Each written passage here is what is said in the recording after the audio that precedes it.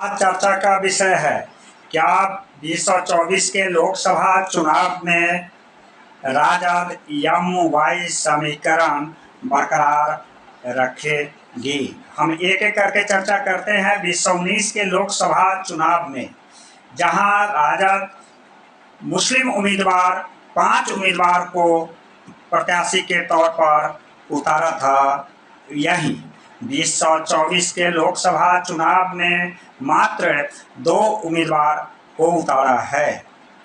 Rajad India गठबंधन में 23 सीटें अपने खाते में लिया है, जिसमें 22 उम्मीदवार की जो सूची जारी किया है, इसमें केवल सिवान सीट की आधिकारिक तौर पर घोषणा बाकी है। मुस्लिम उम्मीदवार के खाते में 2 सीट गया है, मधुबनी से अली अशरफ फातमी, जबकि दूसरा सीट अररिया लोकसभा सीट गया है। शाहनवाज आलम राजद प्रत्याशी के तौर पर उम्मीदवार घोषित किए गए हैं। आगे बात को बढ़ाते हैं कि 2019 में 5 लोकसभा सीट राजद अपना प्रत्याशी उतारा था। बेगूसराय, शिवहर, सिवान, अररिया और दरभंगा। बेगूसराय से तनवीर हसन को, शिवहर से मोहम्मद सैफ अली को, सिवान से हिना साहब को और अररिया से सरफराज आलम को और दरभंगा से अली अशरफ फातमी को। इस बार जो उम्मीदवार बनाया गया है, दरभंगा से जो अली अशरफ फातमी 5 बार सांसद रह चुके हैं, उन्हें उम्मीदवार बनाया गया है मधुबनी से अली अशरफ फातमी को। दूसरा अररिया से शाहनवाज आलम को। वे तस्लीमुद्दीन के सुपुत्र थे। जिस समय तस्लीमुद्दीन के मृत्यु के बाद जो उपचुनाव हुआ था, उसमें उनके बड़े भाई सरफराज आलम उम्मीदवार हुए थे और चुनाव जीते भी थे। इस बार जो टिकट मिला है शाहनवाज आलम को, जो सरफराज आलम के छोटे भाई हैं और स्वर्गीय तस्लीमुद्दीन के सुपुत्र हैं।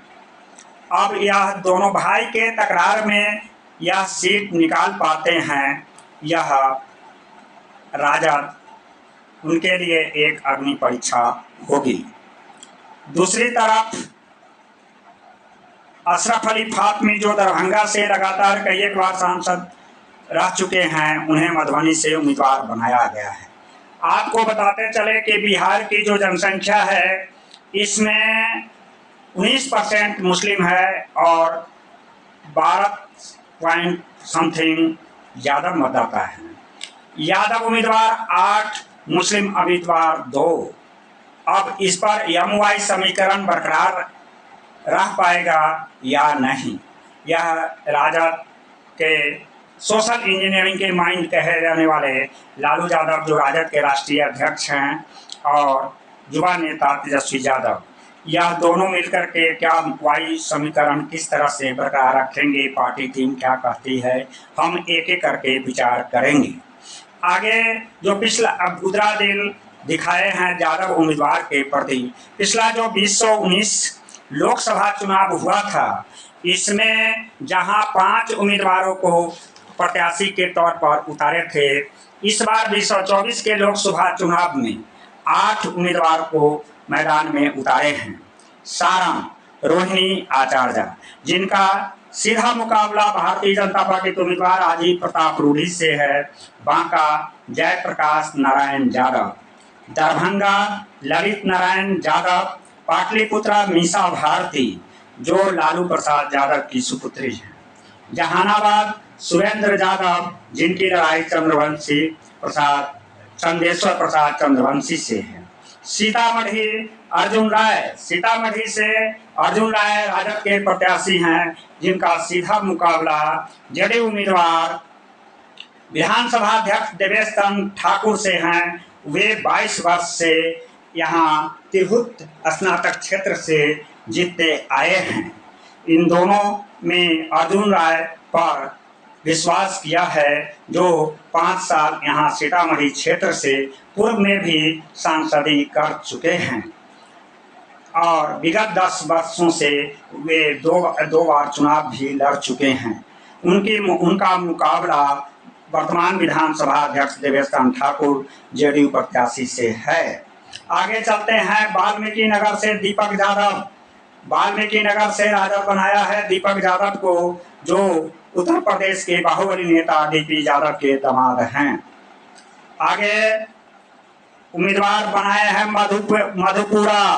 मधेपुरा से सुनील दिनेश चंद्र यादव उम्मीदवार हैं।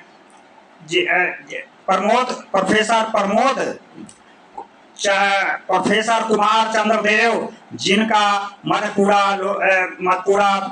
लोकसभा क्षेत्र से प्रत्याशी बनाया है, जिनका मुकाबला दिनेश चंद्र यादव से है। आगे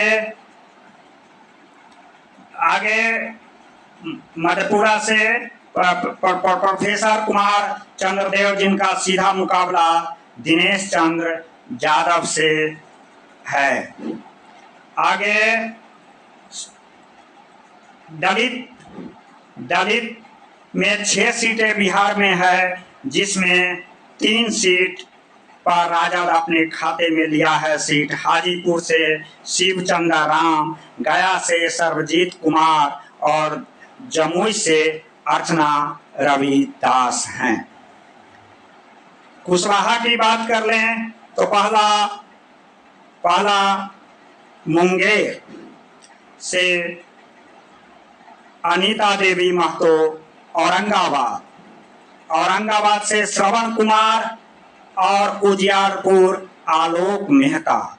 इस तरह से 22 प्रत्याशियों का जो आधिकारिक तौर पर उम्मीदवार की घोषणा की गई है, इसमें 8 यादव उम्मीदवार हैं, 2 मुस्लिम उम्मीदवार है, 3 दलित है और 3 कुशवाहा। आप बात कर लेते हैं पिछड़ा, अति पिछड़ा के सीट के बारे में। बात करते हैं पूर्णिया बीमा भारती, जिसका मुकाबला निर्दलीय उम्मीदवार पप्पू यादव से है और वहां जेडीयू भी अपना उम्मीदवार घोषित किया, प्रत्याशी उतारा है। आगे सुपौल चंद्रहास चौपाल। एक बात कर ले राजपूत उम्मीदवार में सुधाकर सिंह, जो प्रदेश अध्यक्ष जगदानंद सिंह के सुपुत्र हैं, जिनका मुकाबला बक्सर लोकसभा क्षेत्र से मिथिलेश तिवारी से है। इस बार राजपूत प्रत्याशी के तौर पर एक उम्मीदवार को राजद अपने खाते से उतारा है। बात कर लेते हैं अगले उम्मीदवार के तौर पर भूमिहार वैशाली से विजय कुमार शुक्ला उर्फ मुन्ना शुक्ला को राजद प्रत्याशी उतारा है, जबकि उनका कड़ा मुकाबला लोजपा उम्मीदवार बीना सिंह से है। हम पूरे जब एनालिसिस करके आते हैं तो राजद जो 23 सीट में 22 सीट के उम्मीदवार की जो घोषणा किया है, सीधी तौर पर जदयू उम्मीदवार से 10 सीटों पर कड़ा मुकाबला है। और जो चुनाव लड़ने का जो तरीका होता है, 5 चरणों में फाइटिंग किया जाता है, जिसमें फर्स्ट स्टेप होता है चुनाव से पहले की प्रक्रिया, दूसरा होता है टिकट बंटवारा। टिकट बंटवारे की बात कर लें तो जहां 19% संख्या है, उसमें केवल 2 मुस्लिम उम्मीदवार को मैदान में उतार कर राजद कंजूसी बरती है मुस्लिम उम्मीदवार को बनाने में, तो दूसरी तरफ यादव उम्मीदवार की संख्या जो स्वाभाविक तौर पर दिया जाता है तरजीह राजद के पार्टी में, और उन्हें उम्मीदवार भी पिछली लोकसभा से अधिक बनाया है। पिछली लोकसभा में 5 उम्मीदवार था, तो इस बार उम्मीदवार की संख्या 8 हुई है और मुस्लिम उम्मीदवार घट करके 5 से 2 हुआ है। इस कारण की समीक्षा करते हैं कि इस मिथ्या को तोड़ा था एमवाई समीकरण। ओवैसी ओवैसी पिछली विधानसभा में जब उम्मीदवार बनाया था, जिसके खटो अभी भी तेजस्वी यादव के दिल में गूंज रहा है। अगर ओवैसी की पार्टी नहीं होती तो 5 सीटें जीतकर वह विधानसभा में अहम भूमिका निभाई थी, जिसमें आगे चल करके 4 उम्मीदवार को अपने पक्ष में तोड़ करके राजद में शामिल किए थे तेजस्वी यादव। यह सोशल इंजीनियरिंग की बातें, अंतर क्या है, यह बात उनको पिछली विधानसभा में आया था। यही कारण है, या तो यह समझ रहे हैं कि लोकसभा की जो परिदृश्य है, जिसमें मुस्लिम मतदाता ना चाह करके भी राजद लालटेन को देना पड़ेगा, इंडिया गठबंधन को देगा ही, इसलिए उम्मीदवार को कम कर दिया जाए तो उसकी संख्या, या ऐसा लगता होगा कि मुस्लिम उम्मीदवार को देने के बाद भी जीत नहीं पाएंगे। जैसे शिवहर में जो पिछला उम्मीदवार बनाया था मोहम्मद सैफ अली को, और वहाँ मुस्लिम मतदाता भी निर्णायक भूमिका में है, करीब 3 लाख से ऊपर मुस्लिम मतदाता है, लेकिन मुस्लिम उम्मीदवार जीत नहीं सका। यह कारण भी सोचने के लिए मजबूर किया होगा राजद के मास्टरमाइंड कहे जाने वाले लालू यादव और तेजस्वी यादव को। अब सवाल होता है कि यह मतदाता के बीच में जा रहा है क्या संदेश कि सबसे बड़ी आबादी मुस्लिम का 19% और टिकट की संख्या 2। अब यह बात आगे चलता है 10 से 12-13% ही टिकट मिला तो परसेंटेज के मुताबिक मुस्लिमों की आबादी के अनुसार सबसे अधिक टिकट मिलनी चाहिए।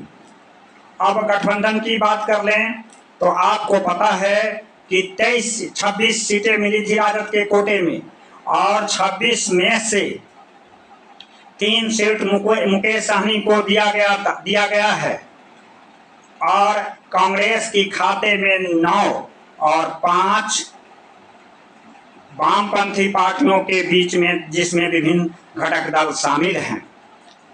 यह भी विरोधाभास हो रहा है कि मुकेश सहनी की 3 तो कांग्रेस को 9 क्यों, 9 ही क्यों, इस पर भी विरोधाभास हुआ। लेकिन इंडिया गठबंधन में MY समीकरण क्या बरकरार रहेगा? तो दूसरी तरफ लालू जी इस बार कुशवाहा, पिछड़ा, अति पिछड़ा में उम्मीदवार की संख्या की जो तरजीह दी है, तो क्या मुस्लिम जो मतदाता है उनका झुकाव किसी दूसरे दल में होगा, जिसकी भरपाई पिछड़ा और अति पिछड़ा समाज इनके पक्ष में करेगा? क्या इसकी भरपाई मुकेश सहनी के राजद में आने से पूरा हो पाएगा? यह भी क्या मास्टरमाइंड के सोशल इंजीनियरिंग कहने वाले लालू प्रसाद और तेजस्वी यादव के थीम में होगा? देखना है, यह तो वक्त ही बतलाएगा, चुनाव परिणाम बतलाएगा कि क्या मतदान के अंत तक MY समीकरण बरकरार रह पाएगा अथवा नहीं। यह तो आने वाले भविष्य ही बताएगा कि